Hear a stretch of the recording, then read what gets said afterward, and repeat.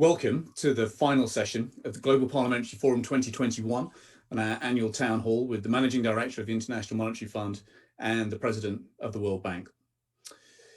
The COVID crisis has been hell on earth for millions of the people that we serve.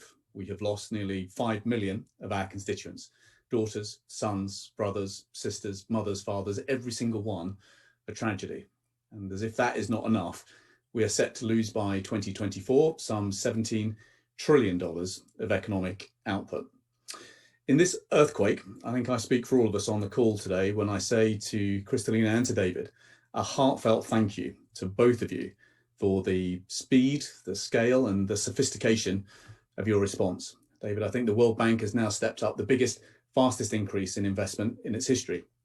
The IMF has given us the vaccine roadmap, new financing and debt relief at record levels, and of course, $650 billion in new special drawing rights. So thank you to the leadership that you have shown to save lives and livelihoods. Now, the question of our conference this week has been this: how over the next 10,500 days do we make the leap from the pandemic to the goals of the Paris Agreement? And the messages that have emerged from the last 5 days of conversation are very simple. First, we simply cannot afford the vaccine gap to go on, not emotionally and not financially.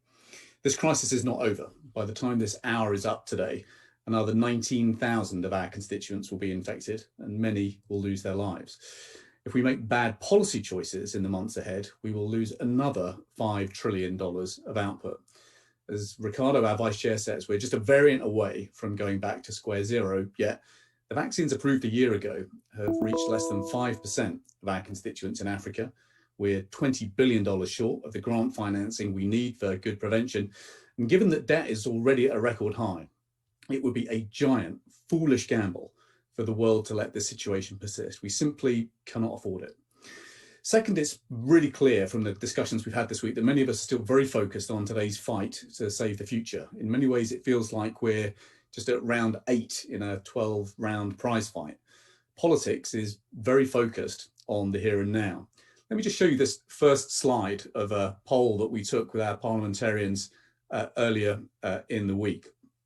What you see here, if we can just pull up the first slide, is that 60% of our parliamentarians see no improvement in the health crisis over the next 6 months, and half expect the economics to get worse. Almost everybody thinks that the international community has got to do a hell of a lot more, and the priorities to us seem to be jobs, enterprise, healthcare, and education, the stuff on which elections are frankly won and lost.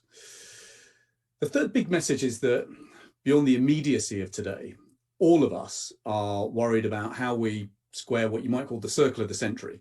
How do we, on the one hand, pay down bills, but on the other, cut down carbon? There's no vaccine for climate change, but for many of us, the twin peaks of crisis costs and carbon reduction costs look very, very steep indeed.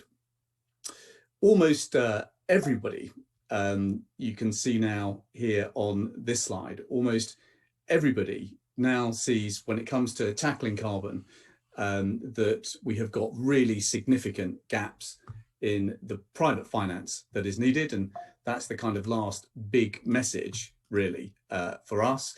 We know that the private finance markets are going to be absolutely critical in making sure that we're able to bridge that gap between what is possible and what is necessary.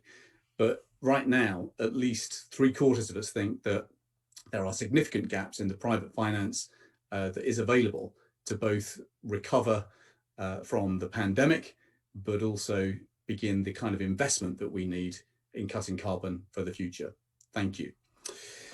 I suppose my final message is this. This may sound like quite a difficult set of messages, yet as parliamentarians and politicians, we're in the hope business. So when we take a step back and we look at the amount of vaccine that we have available in the world, when we look at the investment and we see how much investment there is available in the world, it's pretty clear to us that we have both the remedies and the riches to make the jump from the pandemic to the Paris Agreement. The question is whether we've got the resolve. So on this, and indeed anything else you've got to share, we'd love to hear from you. Kristalina, let me hand the floor to you. And David, I will come to you next. Thank you. Thank you very much, Liam. Good morning, David, for a second time today. And good morning, good afternoon, good evening to all of the members of Parliament joining us from across the globe.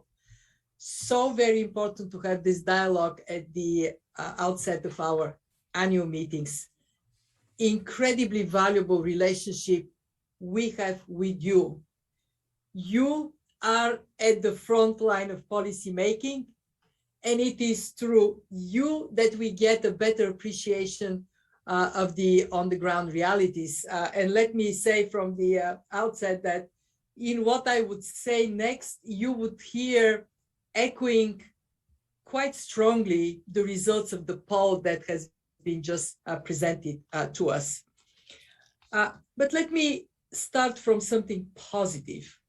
In many ways, the past 18 months have been a testament to the policymaker and a testament to the scientist.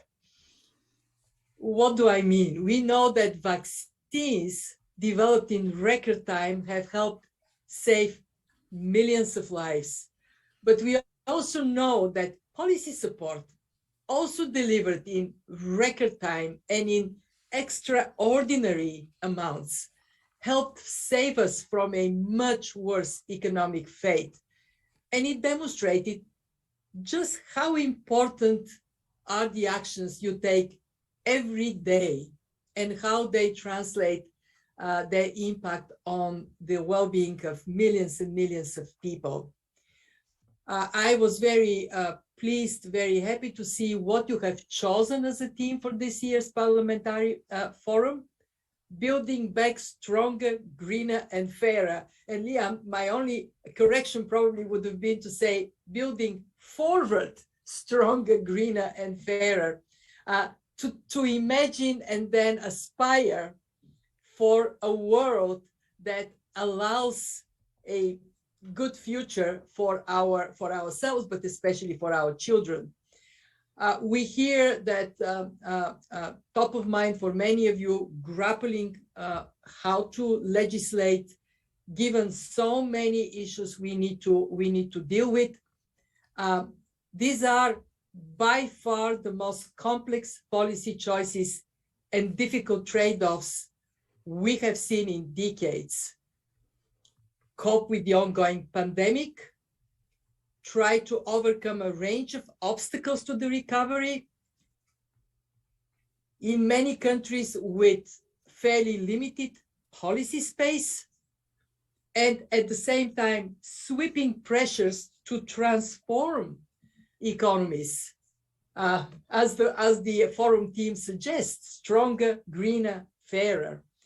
And these are the issues that David's team, our team at the fund, all of us will be wrestling with during the annual meeting. So let me give you the starting point from the fund with a snapshot of the economic outlook. In July, we projected global growth at 6% this year. You will see in our updated World Economic Outlook that we will release tomorrow, we expect the recovery to continue, but growth is likely to moderate slightly this year. And overall, since July, what we see that the risks and obstacles have increased. And let me highlight three big divisions that could hold us back. The first is what we have been flagging for quite some time: the divergence in economic growth,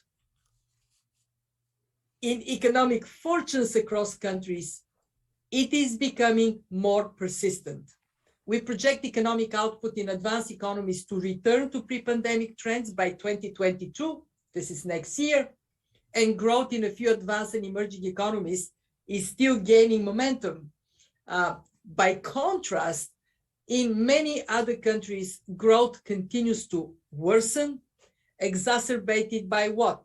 low access to vaccines, a great vaccination divide, and constraints on policy space and the ability to continue to provide support to businesses and households. Most emerging and developing countries will take more years to recover. And what does it translate into? Difficulty to avoid long-term economic scarring. And who is going to be especially hard hit? Is actually already hard hit. Young people, women, informal workers. The second issue that we are very concerned about is inflation. Headline inflation rates have increased rapidly in many countries. We do expect price pressures to subside in most countries in 2022, but they are likely to persist in some emerging and developing economies. And what we are particularly worried, and I'm sure this worries many of you, is the rise in global food prices, up by more than 30% over the past year. When you combine this with increases in energy prices, who is being hardest hit? The poorer families. More generally, inflation prospects remain highly uncertain. If we are to see a sustained increase in inflation expectations, that could translate into rapid rise in interest rates, tightening financial conditions, and posing deep challenges for highly indebted countries. And that brings me to the third area where we see a deep divide: debt. We estimate that global public debt has increased to almost 100% of GDP. Much of this was necessary. Fiscal response to the crisis, as well as the reduction in output and revenue due to the pandemic. But some countries are more affected than others, especially in the developing world, where many started the pandemic with very little fiscal firepower. And now they have even less room in their budgets and very limited ability to issue new debt at favorable terms. What that means is they're on the wrong side of a fiscal financing divide. And that brings me to the task of policymakers. What can we do? We came up for our meetings with a triage: vaccinate, calibrate, accelerate. Vaccinate the world to reach the target of at least 40% of people in every country by the end of this year, 70% by the first half of 2022. And I want to praise David Malpass, together with WHO, leading our multilateral leaders task force to make concrete progress in that direction. If we don't succeed, we will see global GDP losses rise to 5.3 trillion over the next 5 years. Calibrate policies to country circumstances. In the beginning, it was more kind of a blanket response. No more. Inflation uncertainties, differences across countries make the job of central banks more difficult, make your job more difficult, make the job of finance authorities more difficult. And the longer the pandemic persists, the tighter fiscal constraints become, forcing really difficult trade-offs between lifelines to people, near-term support to the economy, and advancing long-term structural goals. And I just imagine what these trade-offs are for low-income countries. And that takes me to the third point: accelerate reforms to transform economies. Even as we grapple with these immediate policy challenges, we must look to the future, exactly aligned with your team for your forum, for our forum this year. And I hope we will discuss policies related to climate change, digitalization, inclusion. Very interested to hear your thoughts on that, especially in light of the poll we just saw. And let me finish with a word about the IMF's role. We are there for our members. We are a steadfast partner for all of them. Since the pandemic hit, as Liam, as you recognize, we stepped up financing.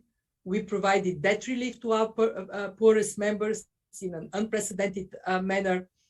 And we continue to calibrate our own financial support, our policy analysis, our technical advice. So we are part of this transformation. Big item on our agenda is what comes next on the SDR allocation. Yeah. Yes, we have the 650 billion. 275 billion went to emerging markets in developing countries. Can we do more? Can we amplify the impact by having voluntary channeling of SDRs from countries that got it, don't need it, to countries that are vulnerable? And so we have two actions in progress. One is to increase concessional finance, our poverty reduction and growth trust. And the second one I'm very excited about is the creation of a new resilience and sustainability trust. It would support members undertake these big transformative reforms for a greener and more sustainable future. It will be accessible for low-income countries and for vulnerable middle-income countries. We work very closely with the World Bank, and I want to thank wholeheartedly David and his team for this collaboration, so we can add one more instrument in our firepower in this very dynamic context. I am extremely interested to hear how you see your role to legislate, what is top of mind for you, and I'm grateful for the opportunity to engage. Thank you for it. Very much look forward to our conversation. Brilliant. That's fantastic, Kristalina. Thank you so much, and very good luck this week getting leaders from around the world to step up to many of their responsibilities, including those promises that were made at the G7, which haven't yet been delivered on. Certainly as a network, we'll be pushing very hard behind rechanneling amongst those richer nations that have got SDRs, frankly, to spare. Now, David, thank you so much for joining us. I know you've hot-footed back from Khartoum, where you delivered a brilliant speech that echoed a number of the themes that Kristalina set out. But let me hand the floor to you. Super. Yeah, I can tell you about Khartoum, but thank you, Liam, and I appreciated your thoughtfulness in your introduction of the topics. And Kristalina, I really appreciated Kristalina's clarity and insight just now on the challenging outlook and the work that that she's and the IMF are doing. And I want to underscore the comments that she made. To the honorable members of the Parliament, ladies and gentlemen, thanks for joining, and it's a pleasure to be here once again. And I'd like to say special thanks to the Parliamentary Network and to the IMF for co-organizing this event on our shared development priorities. So we have shared goals: poverty reduction, increasing shared prosperity. It's a mission that's difficult to achieve given the reversals that we're seeing in development.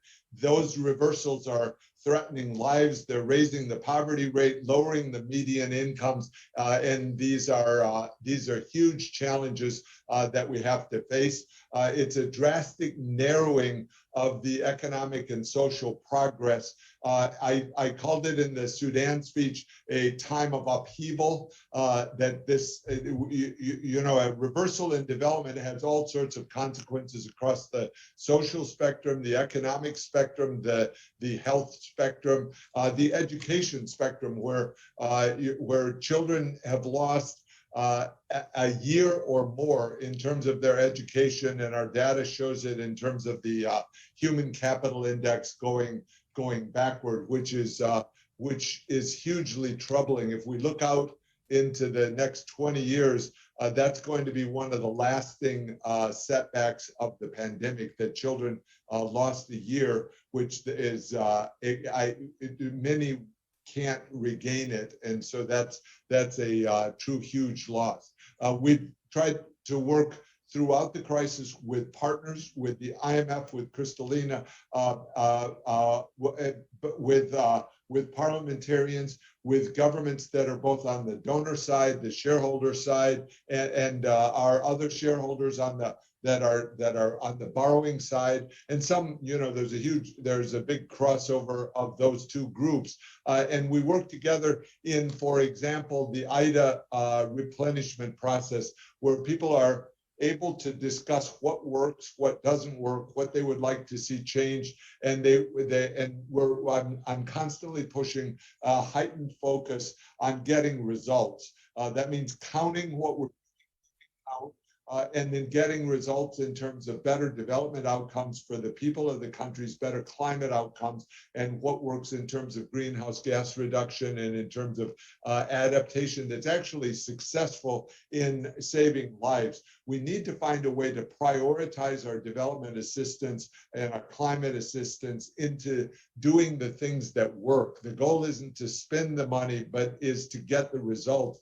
The World Bank has deployed the biggest amount, and Liam, you mentioned it, $157 billion over the 15 months of COVID from April of 2020 through June of 2021. That's a record size, but also a record rate of increase in terms of the commitments. It included over $50 billion of IDA resources to the poorest 74 countries. This is on grant and highly concessional terms, and it included the front loading of IDA 19, and now we're advancing IDA 20, the 20th replenishment of IDA by a year, in order to meet the urgent needs. So that's vital. It's an issue for governments, for parliamentarians to think about. IDA is an unfragmented platform that allows the donors and the borrowers to come together in a very rigorous forum to meet their shared goals and priorities. And I think it's doing that well. And we're looking to have a record replenishment as we move to the December completion of this process. The global economy is expected to expand, but as Kristalina laid out, it's two-track. And so this is hugely unsettling. The World Bank released two data points this morning. One is that on a per capita basis, the advanced economies look to have increased by nearly 5% on a per capita basis in 2021, whereas the low-income countries are advancing only on a 0.5% basis, so 1/10 as much growth in the low-income countries. So that's troubling. And we also released the new IDS report, that's the International Debt Statistics, which showed that the debt of the low-income countries is $860 billion at the end of 2020. That's up 12%. And so even though the G20 efforts were trying to reduce the amounts of, or make more sustainable the debt, it reached $860 billion. I'll mention a couple of areas that we're working on, and always in collaboration with the IMF.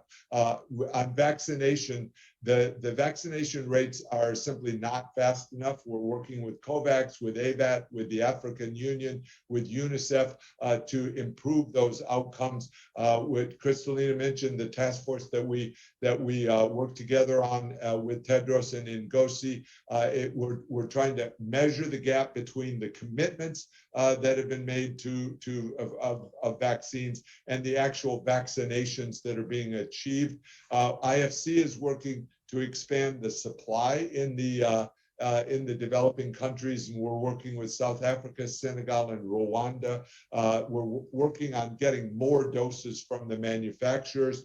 I was in Sudan and Jordan and saw our vaccination efforts in those two countries. And I should take note that in Sudan, it's been a huge achievement, a joint achievement of the World Bank and the IMF to get it to the decision point in June within the HIPC initiative, highly indebted poor countries, which was an initiative that took a long time to create in the 1990s and in the 2000s, and is now achieving a debt treatment for Sudan. It looks like it will be 2/3 of the total. Sudan alone will be 2/3 of the amount of debt treated under the HIPC initiative that the world has sponsored for 20 years. And so in this one country finalizing their debt treatment will be a major achievement.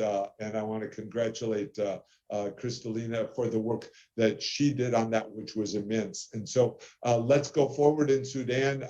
There's a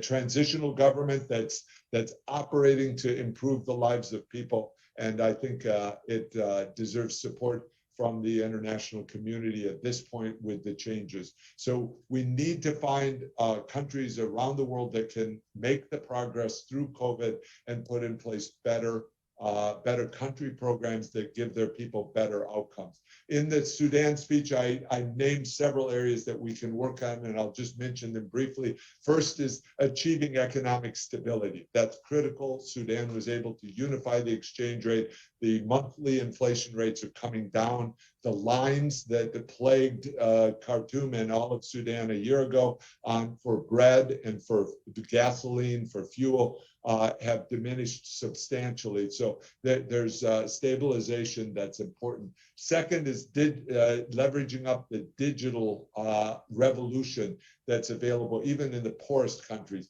Sudan and Jordan are putting together registries that allow them to connect to their people and allow us to connect to their people through cash transfer programs that I think can be a vital part of a response to a pandemic and also to the recovery effort. Third is making a green and more sustainable set of economic programs. And that's going on, I think, worldwide, but there needs to be lots more progress there. And fourth is the issue of trying to invest in people. I mentioned the education challenge. The health challenges around the world are immense. So I'll leave you with the final point about the importance of IDA and as we move to the finalization of the IDA 20 replenishment. I'm hoping, and there are some pathways that we can reach $100 billion in terms of the replenishment with the help of donors as they put in more resources than they have in the past. So I look forward to today's discussion on how we can do all this best, and it's critical in this shared mission that we work together in order to get good results. Thanks. David, thank you so much. And I think just listening to you, once again, it's that speed, scale and sophistication, the creativity of the response that has come out over such a short period of time, incredibly welcome. And the point on IDA is extremely well made. That will be a really important part of the network's lobbying work over the next few months. Now, the clock's against us, so I'm going to bring in some of my parliamentary colleagues now for some questions. We've got a couple still trying to connect. If we don't get them online, then I will ask their questions for them. But perhaps we could go to Jamaica first and just connect with Marlene. Let me take 3 questions at once, and if we got short, pithy answers, we'll get a couple of rounds in. Marlene. Thank you so much, Liam. Thank you both to Kristalina and Mr. Malpass. My question is simply this: in light of the overwhelming impact of the COVID-19 pandemic, what consideration is being given to the traditional, to ensure that alongside or even in preference to the traditional benchmarks, that the level of economic recovery assistance and support will bear some correlation to the magnitude of the economic displacement? And also, what might more effective parliamentary oversight look like to the IMF and the World Bank as we build forward better? Brilliant. So how do we make sure the scale of the response matches the scale of the crisis? Ricardo, can I come to you in Portugal with huge thanks for all of the extraordinary work you've been doing, creating the Unite Global Health Network? Thank you, Liam, and congratulations also for this week's work, and hello to everyone. Just a quick question. The Parliamentary Network on the World Bank and IMF, along with the Unite Global Parliamentarian Network to End Infectious Diseases, have come together to create the International Forum of Global Health. It's an organization that brings together 14 parliamentary networks and members of parliament from around the world. As leaders of the World Bank and of the IMF, what priority actions would you ask such a network as the International Forum on Global Health to focus on, given the role that MPs have in the midst of the current pandemic, but also in preparing the world for the post-pandemic era? Thank you. Brilliant. And then we're going to go to Malaysia and Shamsul. Really important question here on tax. Shamsul, are you there? Hello, yeah. Hi. All yours, sir. Okay, hold on a second. Yes, thank you, Honorable Liam, and both two speakers. I have a very short question. Well, we have heard from both leaders as the world is facing disruption, particularly in the economy due to the pandemic, COVID-19, which leads to massive inequality and disparity between the rich and the poor. It is pertinent to note that the world economy needs extra revenues and resources. Hence, the idea of setting global minimum tax rate. And as reported, the nations agreed to 15% minimum corporate tax rate. My question is how to ensure the effective implementation on this global tax rate, how to police a global tax regime. Can we envisage that the world is going to have international tax court with T0 judges? And there are also concerns that the proposal would do little to help developing countries, and 15% rate was too low, where corporate tax rate in some industrialized countries averages at 23.5%, well above the 50% threshold. Thank you, Liam. Brilliant. Kristalina, perhaps I could come to you first. Three quite wide-ranging questions there, but one of the things that we've noted during our conference this week is that the multilaterals have actually started working together in a really quite an effective way. Certainly, we've been really pleased to hear from World Trade Organization on diagnostics and therapeutics and vaccines, as well as colleagues from UNESCO. But it would be just really useful to get your take on all three of those points. Well, thank you. Very good questions. And I can tell you we are wrestling with these questions or aspects of these questions ourselves. Let me start from the most critical at this point, which is the scale of the response has to match the scale of the crisis. That has been fundamental for us at the IMF. At the very beginning, when the crisis hit, we recognized that we needed to very rapidly increase the provision of financial lifelines to countries. We have disbursed very quickly $118 billion to 87 countries. Never in the history of the IMF we have done so much so fast for so many. And then we also realized that what we are offering, while in some cases life-saving, I was getting in the early days of this crisis, I was getting calls from leaders of countries saying, thank God you disbursed so quickly. We don't know what we would have done with an economy on a standstill if that support wasn't not only available, but available fast. But we are still providing loans that need to be repaid. And this is where the importance of the special drawing rights cannot be overstated. $650 billion for the world economy, that is an increase of reserves and increase in fiscal space with no burden of debt on countries. This is also why we want to see whether we can stretch the impact of the SDRs and do so in line with the scale of the problem, which is not only to beat the pandemic and overcome the crisis, but to transform economies. What makes me lose sleep is this image of advanced economies moving to low carbon, climate resilient, digital, and poor countries falling behind. We cannot afford this to happen for the fairness of what is going on in the world, but also because if that happens, that would create insecurity, and it is bad for everybody. And of course, when we think about solutions, we look at financing, how we can unleash more private financing to go to developing countries. And we look at policies, because good policies translate into better opportunities in lives for people, better business conditions. And you spoke about the traditional benchmarks. I think we have shown in this crisis our readiness and our capacity, the capacity of the two institutions to think ahead and not be driven by only what we know from before. In other words, not driving only looking at the rearview mirror.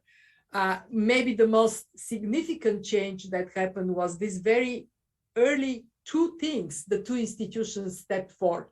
One, if the economy is in a standstill, that service from poor countries has to be in standstill as well. I give a lot of credit to David. The debt service suspension initiative was so vital. And two, we came and said the opposite of what you would hear from IMF orthodoxy. It was spend, governments spend, keep the receipts, make sure that what you spend for is accounted and you are accountable for it. But that at that moment of time, that was a critical message, so we can build a bridge over the standstill and reach a point when we are now in recovery. And of course, we have to continue to think in this proactively in this way. What are the policy choices that we can make that will make a huge difference? When it comes down to greening the world, at the IMF, we have this very strong view on pricing carbon, gradually increasing this price, investing public investment in green infrastructure to unleash the potential for private investment, and making sure the transition is just, it is fair, that if you are a coal miner, you're not left to bear the consequences of this transition, that there is a clear policy for you. And that is the kind of thinking that combines response to the current crisis and taking it as an opportunity for transformation that both institutions, the bank and the fund, stand for.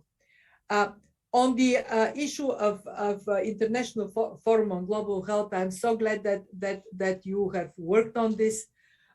From our perspective, and of course, David will have a deeper appreciation and answer to this question. But the way we think at the fund, we see two priorities. One, right now, beat this pandemic. It is not over. The poll is so right. We are not yet beyond it. And therefore, anything you can do to zero in on health spending appropriately, to recognize that it is not only about vaccines, but also therapeutics, PPEs, work and lifestyle habits that help us overcome the pandemic. And then two, build that concept of resilience in the way we think about policies for the future. Let's be very frank. We live in a richer world. It is getting wealthier and wealthier, but not so equal. And on top of it, it is a shock-prone world. Climate change, and I was very impressed, 89% of parliamentarians say we are very worried about that. Rightly so. Unless we think of building resilience to these climate shocks, that we transform infrastructure, agriculture, coastal zones management, and we reduce drastically emissions, not in 2050. I must admit I'm a big fan of net zero 2050, but I'm an even bigger fan of actions in 2022, 23, 24, 25 in this decade.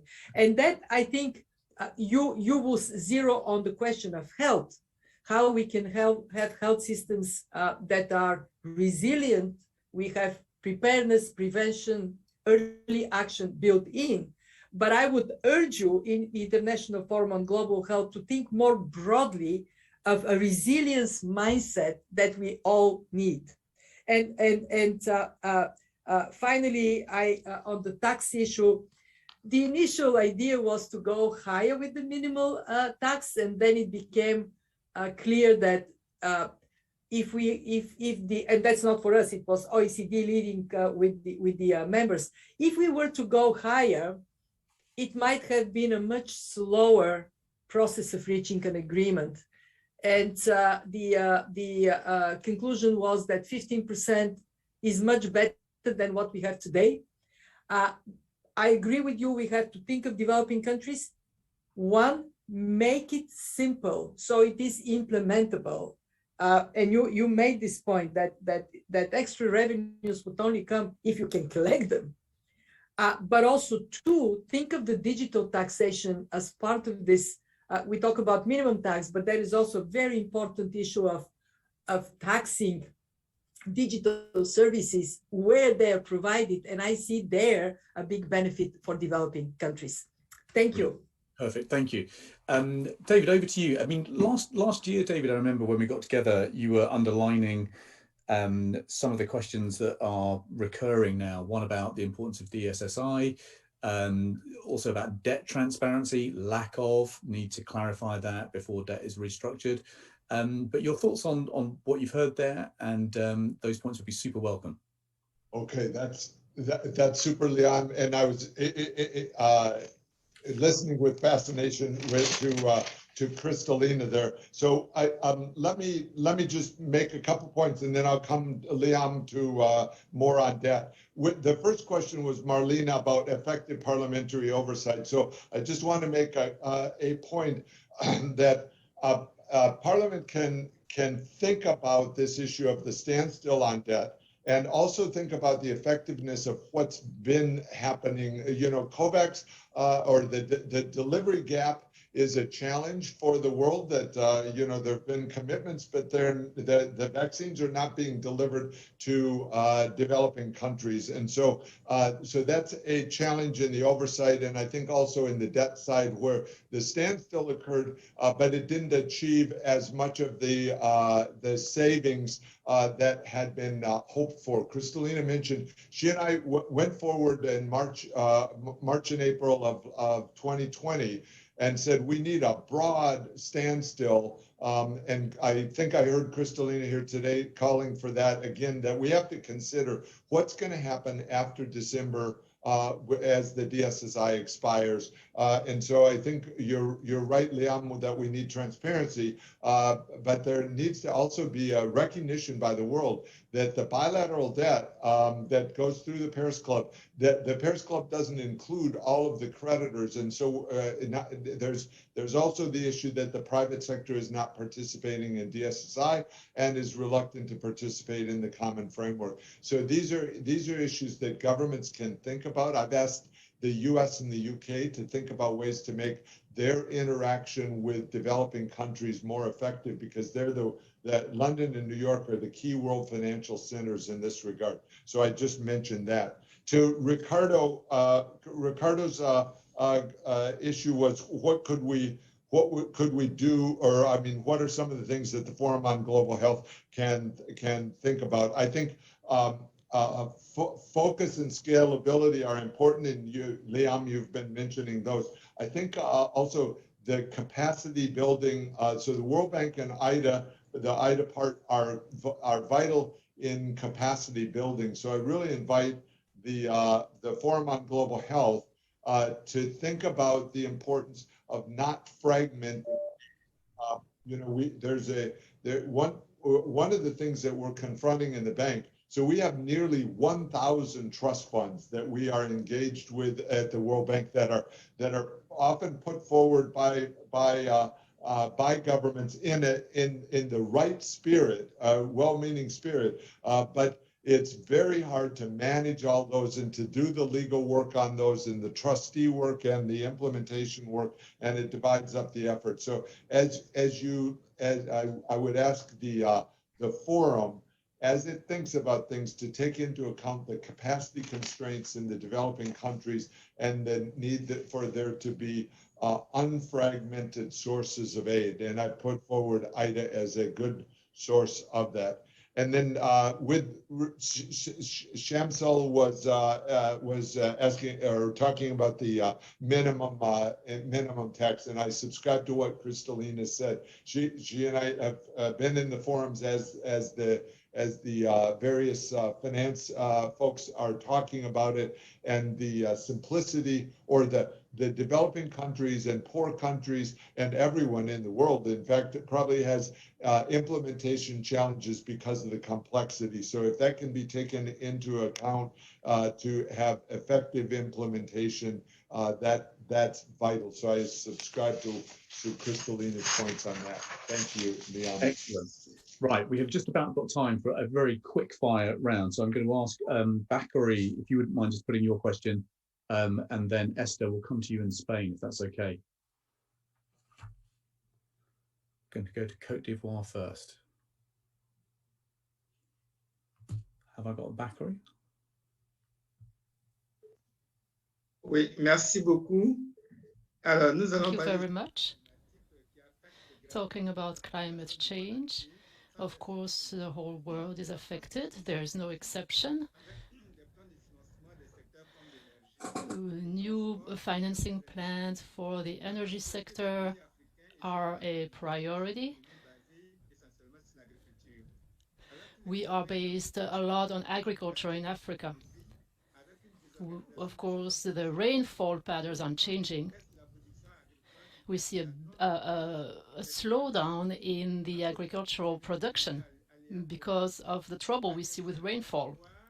So my question is the following. What can the World Bank and the IMF do to help agricultural countries like ours? Food insecurity is knocking on the door. What reforms in the systems of agricultural production can be done, particularly in terms of irrigation? How to best use natural resources when we see these disruption in rainfall patterns? Thank you. Brilliant, Bakary, thank you so much. And Esther, let me come to you in the Spanish Senate. Hi, good morning, everybody. First, I want to congratulate all the agents that has been really taking care of so many worldwide problems during the COVID time. I think most of the institutions have done the best to improve the liquidity of the system, to let everybody facing the problems with less strains that we have in the last financial crisis, that's for sure. But still, I believe that we should be planning the post-COVID time. Many countries already can be situated in that context. And if so, we have to be aware of how high the level of public debt has risen in so many countries.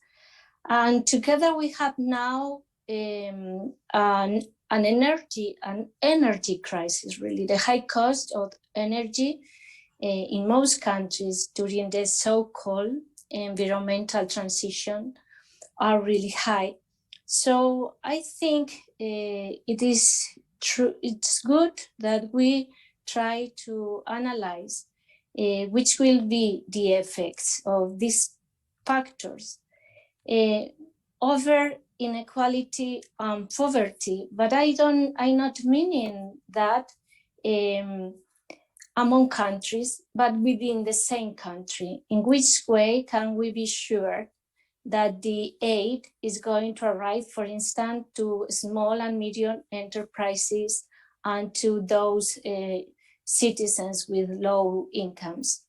And more specifically, and trying to prevent future problems, I would like to know which procedures and at which speed of application would you recommend central banks from the G20 group to apply tapering? Thanks a lot and good luck with the future movements.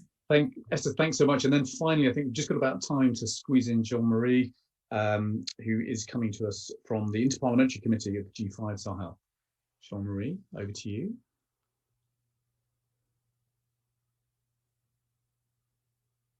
Oui. Bonjour. Bonjour.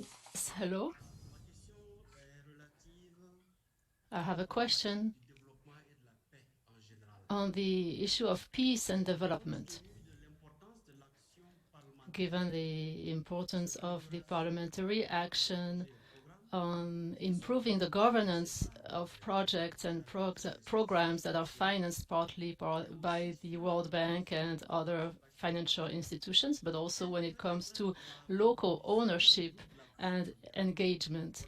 What can the IMF and the World Bank do to strengthen the peace and development initiatives?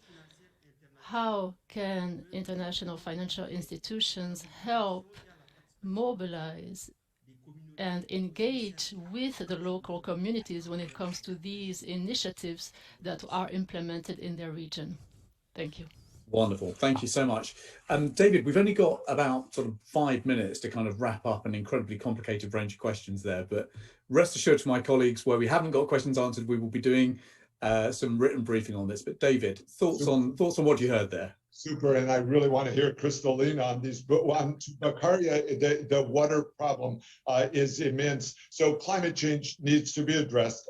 Irrigation and technology can help with irrigation. You know, I was just in the West Bank and also in Israel, and there's huge progress being made that can apply to Sudan, to Cote d'Ivoire, and other places. So I encourage that, and the connection to digital. You know, one part of doing good water management is having meters and having irrigation systems that have feedback into the internet. And Cote d'Ivoire could make more progress on that within the zone. The regulatory policies can be improved. And then final point on that is the subsidies that are done for poor water management need to be cut back. I don't know enough about Cote d'Ivoire on that, but worldwide there's a huge amount of subsidies going to practices that aren't so good.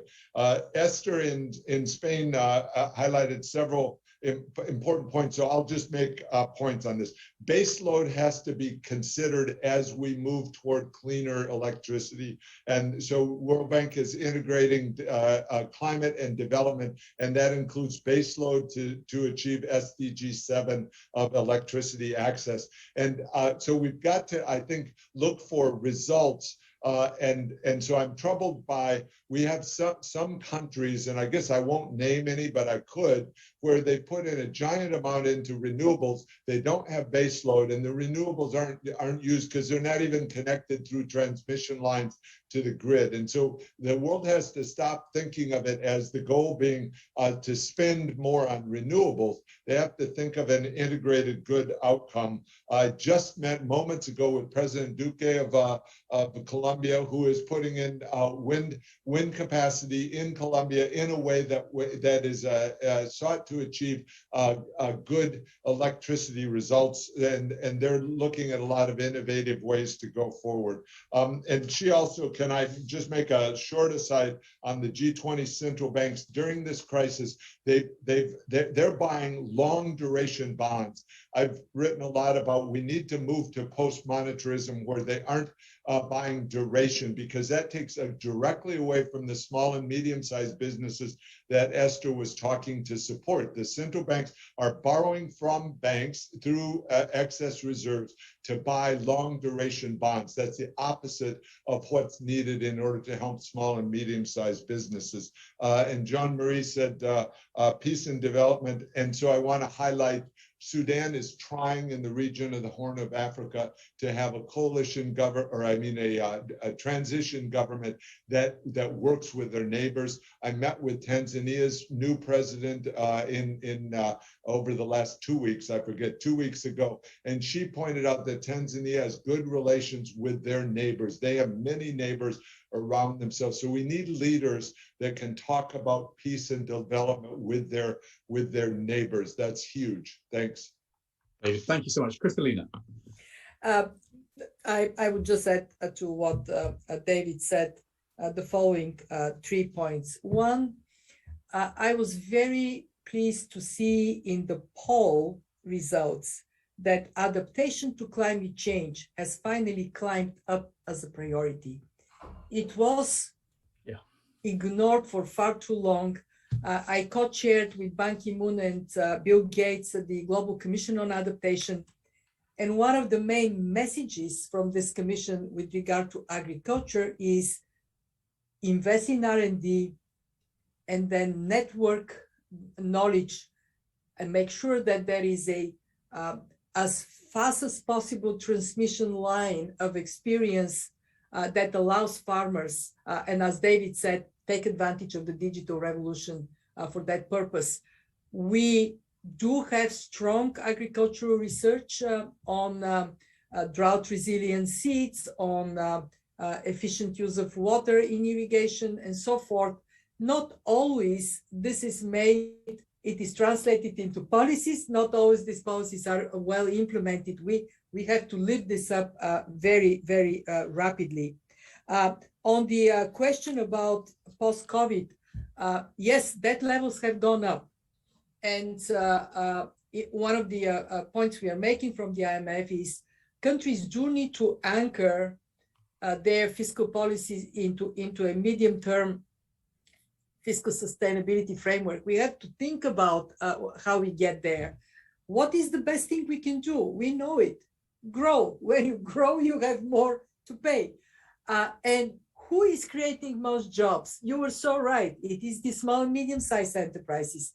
Have we done everything?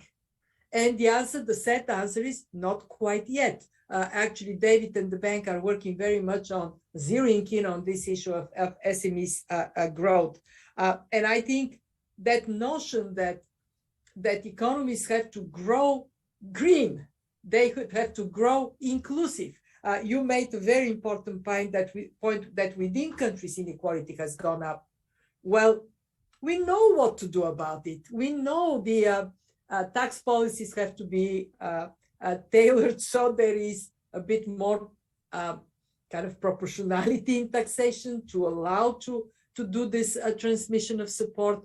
But most importantly, we know that when you invest in skills, when you invest in investment climate, when you invest in business opportunities, then you can have the underpinning growth that helps economies to grow. I would stress that we need to pay more attention on inequality.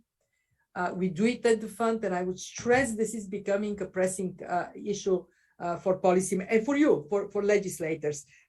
And finally, on peace and development, at the fund, we are working very closely again with the bank on how we can improve our understanding of this link between insecurity and development, growth, employment, which is the line for the fund.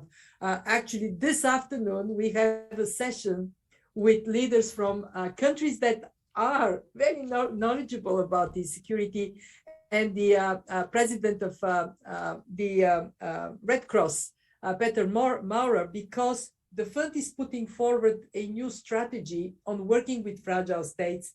And that issue is, of course, part of that strategy. But again, I want to praise the bank. For so many years, the bank stepped into this sphere and has introduced public expenditure reviews that look into the cost of retaining peace and look into what needs to be done. That translates for us at the fund in understanding that we cannot just say, oh, keep your deficits at this level. We have to we have to look into the underpinning drivers, and one of them, unfortunately, in many conflict-affected countries, is the cost to provide security so there can be development. And you know that is so clear: no security, no development; no development, no security. We have to break that.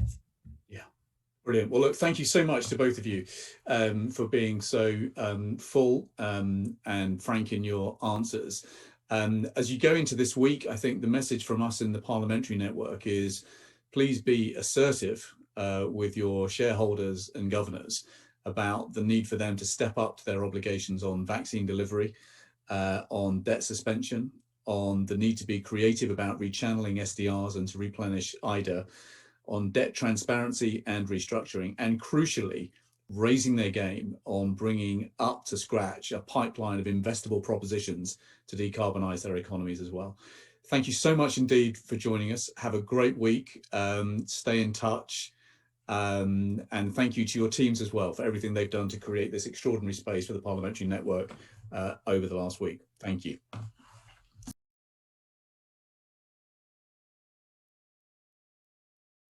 To stay on, we are just going to go into our wrap up now before I ask you to do the survey. And so we're going to go over to Zara, who is now an honorary member of the Parliamentary Network. Zara is our extraordinary visual artist who hasn't been defeated yet in incorporating an extraordinarily wide range of perspectives in the form of art. But let's see what you make of this, Zara, because that was a very broad-ranging conversation. It was, but I'd like to share, as mentioned, the visual capture from today so that we can not only reflect on what we just heard, but remember it and bring it forward into our work. So quickly, we started with a context setting today. Things that stuck out were that we're in a time of upheaval and that there's a diverging recovery, which we've talked about, throughout this week's events.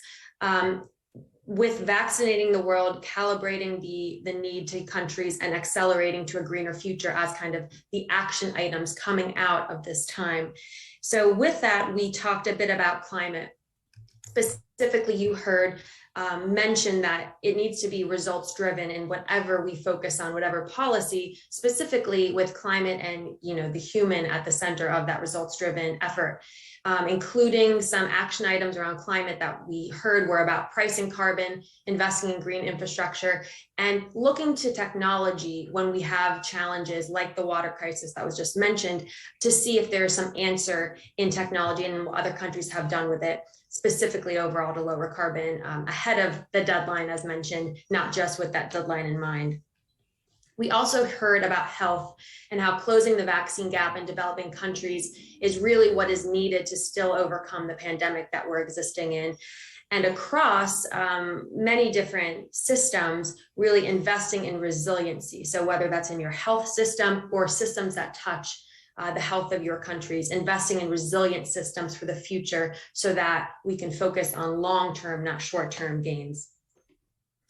We heard a bit about the economy and how both health and climate affect the economy.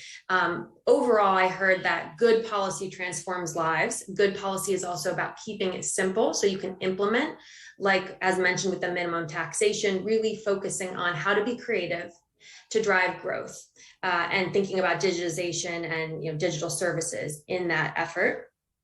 And lastly, I heard that people are very important, not only in the outcomes focus, but in effective oversight, in ensuring a just transition for all, in thinking about leadership from a peace perspective, and of course, in capacity building and considering those constraints within your countries.